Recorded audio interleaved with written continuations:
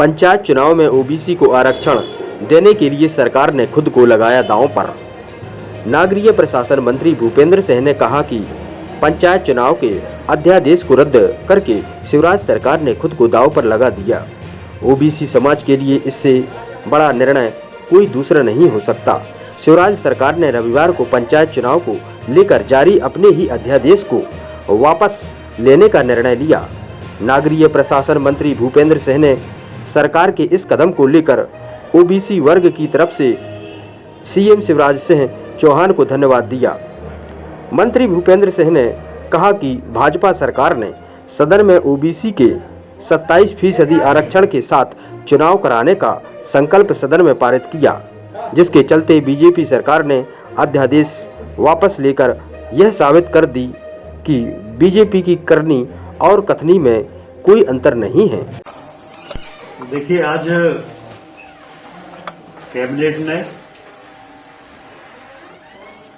एक बड़ा निर्णय लिया है और कैबिनेट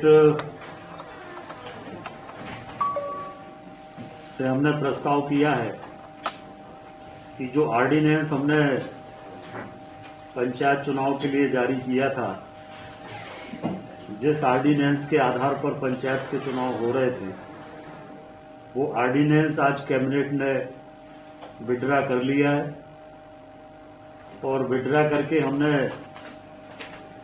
गवर्नर साहब को भेज दिया है। गवर्नर साहब के यहाँ से चुनाव आयोग को जाएगा और चुनाव आयोग उस पर निर्णय करेगा। परंतु मैं माननीय मुख्यमंत्री जी का धन्यवाद करता हूं और वास्तव में ओबीसी आरक्षण के लिए, ओबीसी वर्ग के हितों के लिए, ओबीसी वर्ग को चुनाव में अवसर मिले, इसके लिए हमने एक तरह से सरकार को दांव पे लगा दिया। इससे बड़ा निर्णय नहीं हो सकता।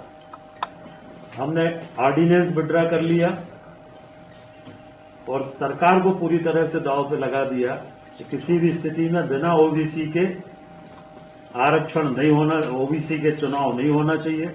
ओबीसी आरक्षण के हमने विधानसभा में भी इस बात को कहा था और माननीय मुख्यमंत्री जी ने भी इस बात को कहा था कि हम ओबीसी आरक्षण से ही चुनाव कराएंगे और इसलिए ओबीसी वर्ग के लिए आज बहुत बड़ा निर्णय हमारी सरकार ने लिया है। मैं माननीय मुख्यमंत्री जी का बहुत हृदय से ओबीसी समाज की ओर से अभिनंदन करता हूं, बहुत धन्यवाद करता हूं जो निर्णय आज हुआ है। सर, ओबीसी आरक्षण को लेकर दिग्विजय सिंह ने तो 94 में ही लगभग 25% आरक्षण दे चुके हैं। सरकार बार-बार देखिए, ये जो हमने ऑर्डिनेंस लाए थे जिसको आज विड्रा किया है, इस ऑर्डिनेंस में हमने ओबीसी को 27% आरक्षण पंचायत के चुनाव में दिया था और पहले से भी इसी आधार पर चुनाव हो रहे थे।